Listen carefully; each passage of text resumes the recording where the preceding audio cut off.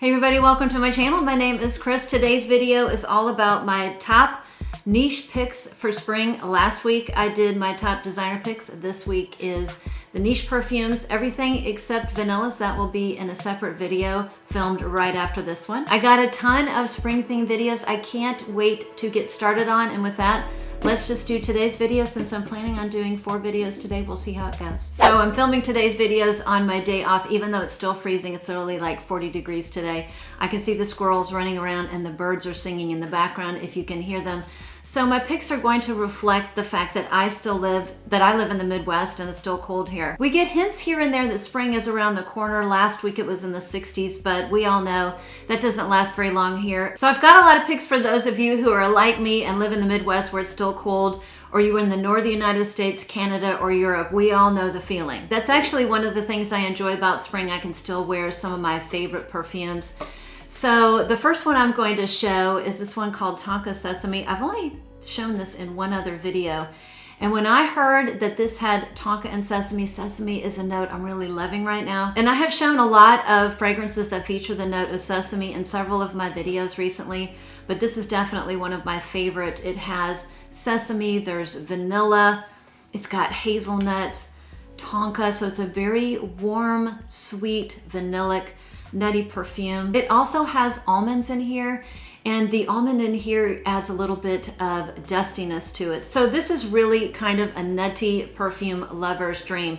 Hazelnuts, almonds, it's got sesame, it's got vanilla, so it is a nutty gourmand perfume that's not overly sweet, not overly sticky. Sesame in a perfume can pull a fragrance into a savory category. This still remains sweet because of the vanilla and to a lesser extent the tonka. I absolutely love it. There's another one in the set by EPC. I think it's Tonka Sesame Extraordinaire. They're both very, very similar. I tried the extreme version. It's beautiful, but you certainly don't need both. And since I have this, I am super happy with it. The next one is one of my favorite colder weather fragrances, but it's also really, really good in the transitional weather because it has notes that do well in that time of the year. So it is Gris Charnel, then this is the Extrait version. I have both. I may get rid of Gris Charnel because I haven't pulled for it recently. They're very similar. There are a lot of similarities. In fact, they share a lot of the same notes. The big differences are in the dry down, and in the dry down is where I like this the most. They're both great fragrances for this inclement weather. Gris Charnel has been one of my favorite fragrances to pull for when it's cold, rainy, overcasty. This one is the same, but it does really, really well in the cold because it has this nice woody base and it has the most delicious vanilla in the dry down.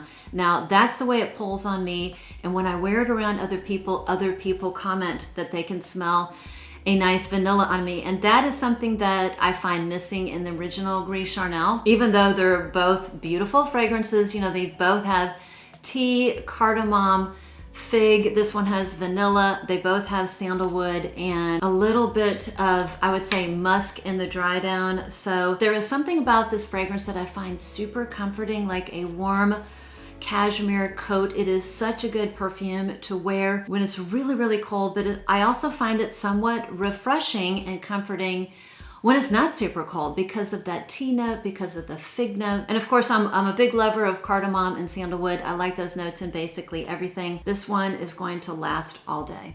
Well, speaking of cardamom and tea, I have another cardamom heavy perfume, and I have another tea heavy perfume that I absolutely love. This next perfume I've been meaning to add to my collection for like 3 years since I smelled it in a sample set 3 years ago. Now this is Rima XI by Carna Barcelona. This is for all of my cardamom lovers who don't like a perfume to smell overly foodie, but do enjoy a good gourmand element. Because to me, I always smile when I smell this perfume. This smells like a cardamom heavy eggnog. Like you had an eggnog made of low-fat milk and you added a bunch of spices, cardamom, and a little bit of sandalwood. So it's got gourmand elements. It's got a lot of gourmand things going on, but the sandalwood and the heavy spices kind of bring it out. It's not super sweet. It does not smell like a cake, but it's very gourmandy in its composition. Now in the dry down, something kind of interesting happens that I really, really enjoy. It starts to smell more like a cornbread or a biscuit. There's something, so it's gotta be the woods that are coming out more in the base, because it becomes really dry and almost biscuity. Like you made a biscuit with corn flour. That's the only thing I can think of. And I'm still getting the spiciness. So that really sweet, creamy aspect that smelled a little bit like eggnog that was in the beginning of the perfume dies down and it becomes a little bit more dry and woody and musky. There's just a little bit of florals in here. I'm not really sure what flower, but the slightest touch of a floral. So the next perfume I've only showed one other time, even though I've had it for over a year. This is definitely one of my favorite tea-based fragrances, and it is called Genmaicha, and it's by Rag & Bone. Now I showed this for my rice video because it has rice in it, and that's one of the main reasons I bought it. This is just the perfect, this is the epitome of spring right here, because it smells so good. It has two types of tea, so green tea and matcha tea. Now matcha is a little bit of an iffy note for me. Sometimes matcha tea can smell really earthy and I just don't like it in everything. But here it's incorporated so well, and the notes together smell so good because they have this creamy rice note. So the rice adds a little bit of creaminess, and they have these beautiful citruses. I want to say like yuzu, lemon, maybe orange. So it has this beautiful citrusy aspect to it, which really keeps that tea note, particularly the matcha, in check. So it never goes earthy. So it is a fresh, sweet, citrusy, creamy tea scent that I absolutely love, and it just screams spring to me. Just super bright, super fresh, super happy. It always makes me smile. I want to say I got a travel spray on Scentbird first. So Scentbird, maybe some other subscription service carries Rag & Bone, but I've gotten several Rag & Bone, and it's a good way to try before you buy. And after I sampled it, I bought a bottle that day. So as you can imagine, I have a bunch of floral perfumes for this video and others that are coming up soon. And the first one I'm going to choose is this beautiful one by Orman Jane. I'm telling you, I have got quite the collection of Orman Jane fragrances. I think Orman Jane is a house that doesn't get the recognition it deserves. This house makes amazing perfumes, very, very beautiful, very classic. This one, Sakura, is no exception. So Sakura is a Japanese cherry blossom, and they bloom in the spring, at least they do here. I hope you can hear the birds. They are just so cute. I have about 3 or 4 cherry blossom centered fragrances in my collection.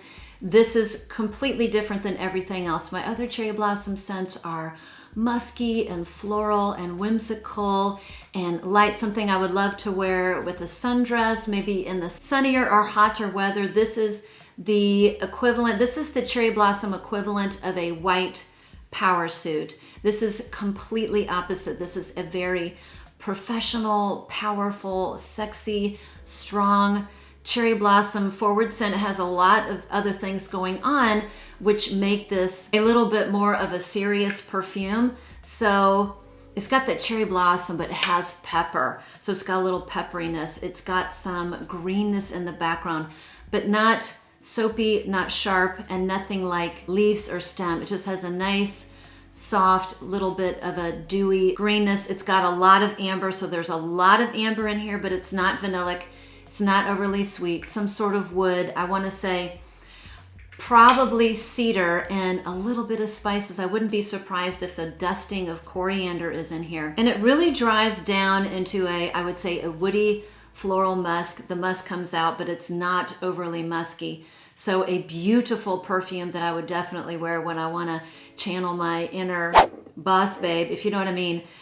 Let's see, the second one I'm going to choose was my birthday scent, the scent I bought for myself for my birthday. Last year, my birthday is in March, and I bought this perfume in March of last year, and I absolutely loved it. I wasn't planning on buying this perfume. I got a really lovely decant from one of my friends I've met here on YouTube and Instagram. Katrina, thank you so much. She sent me this decant, and I fell in love. I wore it to Houston last year, and my picky mother Picky Lori, loved it too, and I just wore it the whole trip and I loved it. Came back, bought a bottle. I wasn't a huge fan of the new bottle design, but whatever, I went with it and I really do love this perfume. It's very springtime. It's a great perfume to wear all year. I wouldn't wear it in the depths of winter because it is a peachy, musky floral with a praline note, and to me that just translates into the transitional months as well as the summertime. It's really, really pretty. I definitely get patchouli in here. Now, I don't think patchouli is listed, but I'm a patchouli fan. I love patchouli, and I definitely get a patchouli, almost like a designer type patchouli. And I say designer in the sense that it's very universally appealing. It's not earthy. It doesn't smell like wet concrete or roots or soil or anything like that. And patchouli is added to perfumes a lot of times, florals or fruity perfumes, to make the perfume last long. So this is a really nice lasting fragrance. I mean, I don't even know the flowers. I think it's just this melange of flowers. I would say rose, jasmine for sure, maybe orange blossom. Again, and it has a soft but noticeable sweetness from both the praline and the peach, but it's not overly sweet. It doesn't dip into that. I find black opium a little bit too sweet. It has this syrupy orange blossom sweetness that just does not work well for me. It gives me a headache. So this is sweet, but it doesn't go into the syrupy zone. It's very, very pleasant, very fresh, very light. These are very expensive. Definitely recommend sampling before you buy. And I got mine on discount somewhere. I'll write it down below if I can remember. I think it was called, no, I got it on a big sale. Never mind, I got it on a big Genmaicha shop sale. So I did save a little bit of money, but it's a special perfume and I do wear it when I'm a little bit more dressed up. The next one I'm going to choose is one of my favorite transitional florals, particularly in the spring. This is called Psychedelic Love. It's so pretty. There's something just so lovely about this perfume. And Picky Pat miraculously loves this one. Now later this afternoon, I'm planning on filming a video called Fragrances I Love on a Man. I tend to forget all my male subscribers in the audience, and I've never done a video like that. If you let me know down below, I will do another video on fragrances that Picky Pat likes. I've got a nice collection, maybe a dozen or so that he really likes. This is one of them. He thinks this is a really pretty perfume, and it is. So it is a creamy, soft, powdery floral. Now the florals I get are, there's ylang ylang, so it's a little bit buttery. It has the slightest hint of a tropical note, but it does not smell like sunscreen, and it doesn't smell like a tropical vacation. There's heliotrope in here. It's very powdery. There's something very creamy about it. I want to say it's probably the sandalwood. I get the slightest hint of a sweetness, maybe vanilla. I don't know if vanilla is in here or not, but there's just the slightest hint of a creamy sweetness in the dry down. Could be just the sandalwood, could be sandalwood and vanilla, but that's what I'm smelling, kind of on this bed of powdery, creamy, yellow, soft flowers. Now, unlike most Initio Parfums, which are monsters with regards to performance, this is lighter wearing. This lasts maybe 4 to 6 hours at a close arm's length, and I wore this yesterday. No, I wore this the day before to work. 75% of my coworkers, my friends, loved it. One person was on the fence. Loved it in the air. Thought my room smelled great, but when she smelled it on my arm, she wasn't as much of a fan as she was in the air. A lot of people don't really like the note of ylang ylang. You have to get, used to it, but in here it's kind of got that banana vibe, but in the air it has this amazing sillage. Very pretty. So the absolute epitome of a springtime scent is this next one I'm going to show. I should have shown it first because it's always the first perfume I think of when I think of spring. It is my Easter Day fragrance. It's called Le Papier. I showed this, I think I showed it for last spring, my springtime picks last year. And it was also in my recent rice video because this features the note of rice. This is such an angelic, beautiful springtime scent. I'm just so over the moon about this. I'm gonna spray it because I just love the way it smells. So the rice note in here is a steamed rice accord, and it's supposed to make you think of like a light sheet of paper or a grain of paper, but it does have this steamed rice in here, and it almost smells a little bit savory. Not too sweet, not too savory, but just right in the middle. And I love that part of the perfume. I wish it lasted longer. And then you add in some dusty yellow flowers. Now the yellow flower in here is mimosa. So you add this lovely steamed rice to a beautiful, dusty, yellowed, slightly honeyed floral, and in the background is this lovely musk. So it is an ethereal, light, slightly sweet, musky floral with a little bit of that beautiful steamed rice accord. It's because it is an ethereal perfume, it is light wearing, and it's perfect to wear if you're going to go to lunch, be in a crowd, go to church, you're going to be surrounded by a bunch of people.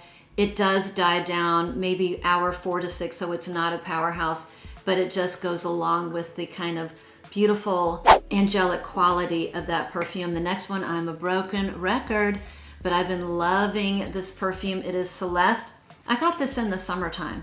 This is really, I think this is best in the springtime, but I've worn it on super hot sunny days in the summer and it works so well. So I'm not always a fan of violet perfumes. So I was really surprised how much I love this fragrance, but this is violet done so well. Now, if you are testing this perfume, you may not like the opening. The opening to me was a tad off-putting, a tad screechy. It has, I want to say it has lime and raspberry, and together they smell like raspberry, lime, spa water served in a plastic cup. There's something, literally the slightest bit of plasticky in the very beginning. I have no idea what that is. So that harshness does not last very long. I would say maybe minute 15 to 30, that dies down. And what you're going to start smelling is this luscious vanilla and this beautiful candied violet, like violet candied, covered in this beautiful milky vanillic cream. It's creamy and powdery at the same time with this beautiful, slightly sweet candied violets. I absolutely love it. This thing lasts forever. It is one of my most complimented perfumes of all time. And it's just cozy. It's cozy, it's sweet, it's a gourmand floral. I absolutely love it.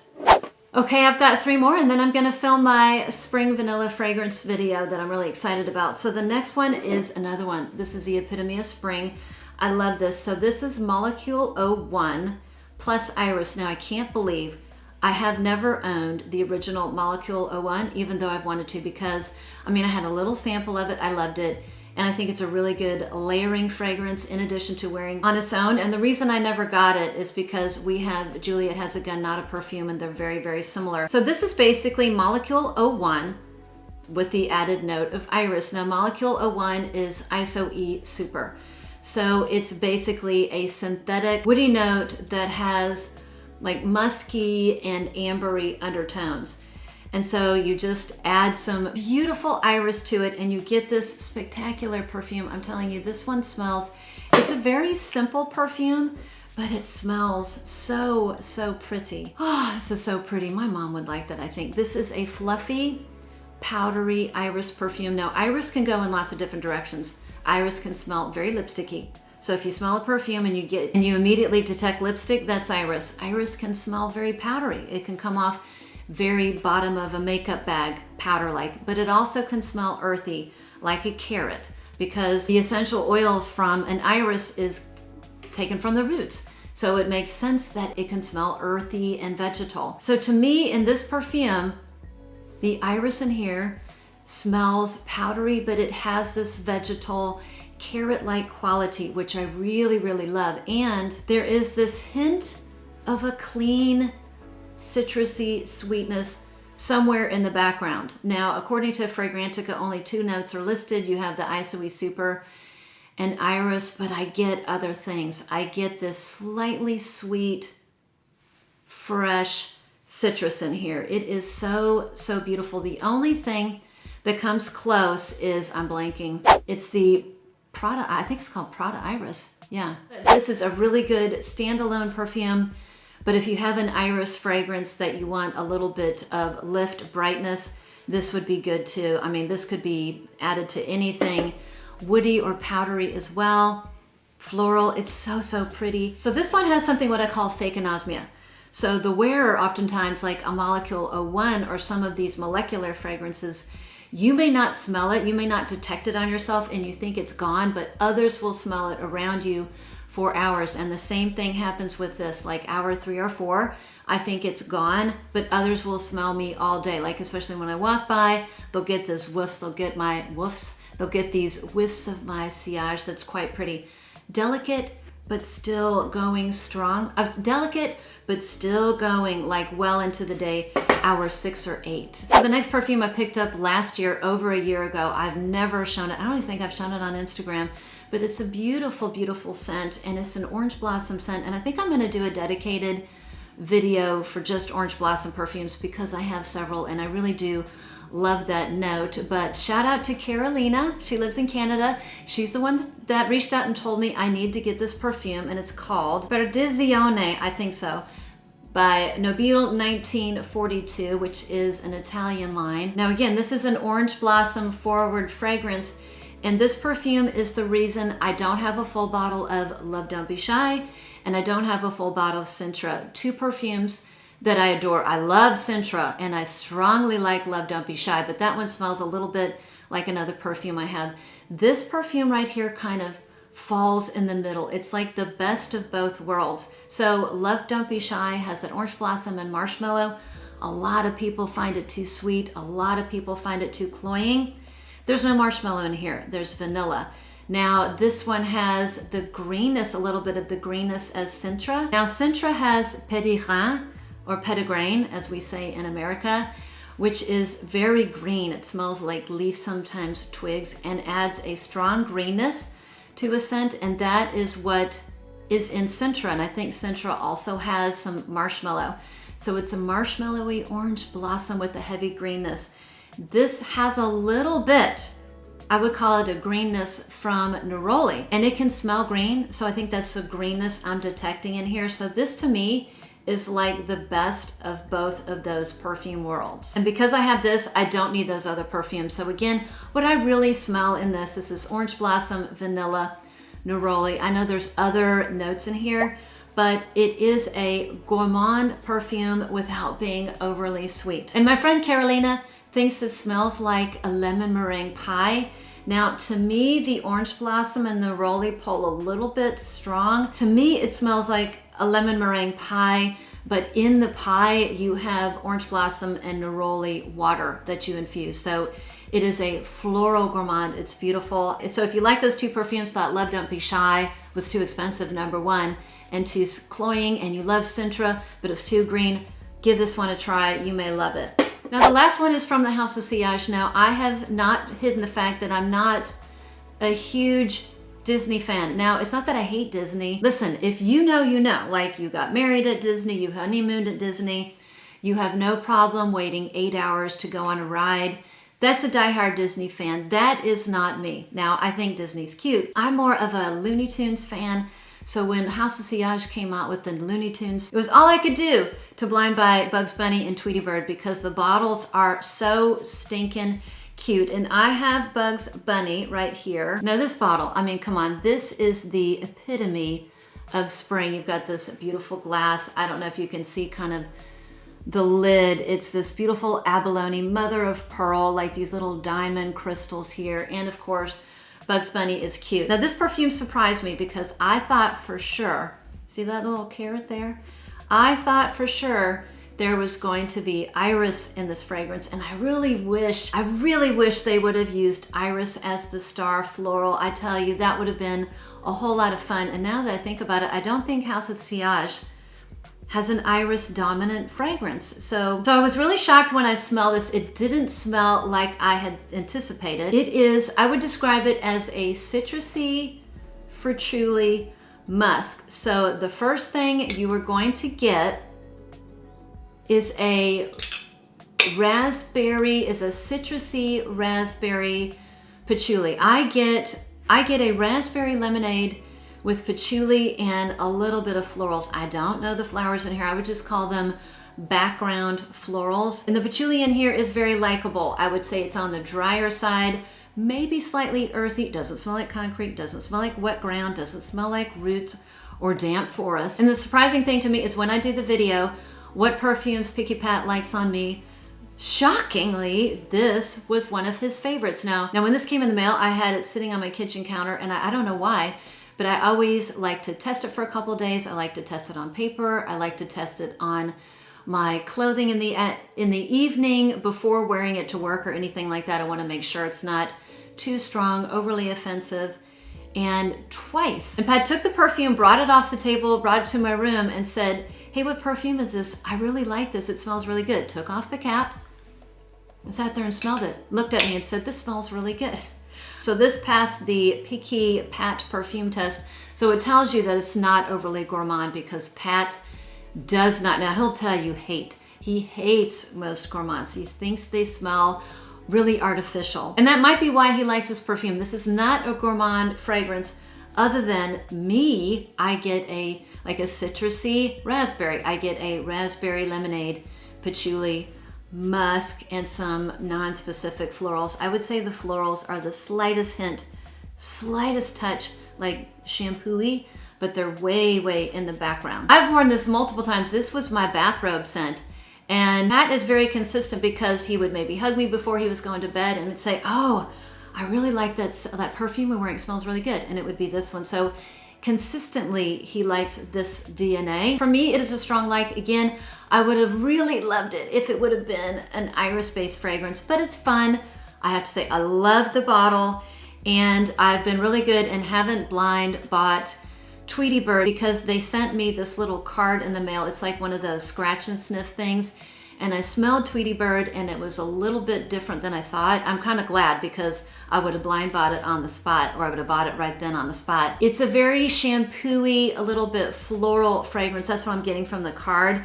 So I'm not going to blind buy that. I definitely want to sample it first, even though I think that bottle is one of the cutest, adorable bottle that House of Sillage has ever come with. I'm going to hold off because it is expensive and I'm going to test it first. And I'm definitely going to wear this to work next week. And my guess is it's going to be very, very universally appealing, like Wednesday. That one was a shocker. That one has a heavy patchouli note and I got so many compliments when I wore that to work.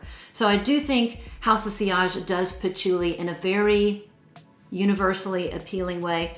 And I'm going to wear this next week and I think that it's going to go over well. But that's it for today's video. Thanks for sticking around. If you like my content, I would love it if you would join my family by hitting the subscribe button, the bell notification, and giving me a thumbs up. It really does help our community. It helps our videos and our channels grow. And with that, I will see you on the next one, which again will be in 5 minutes.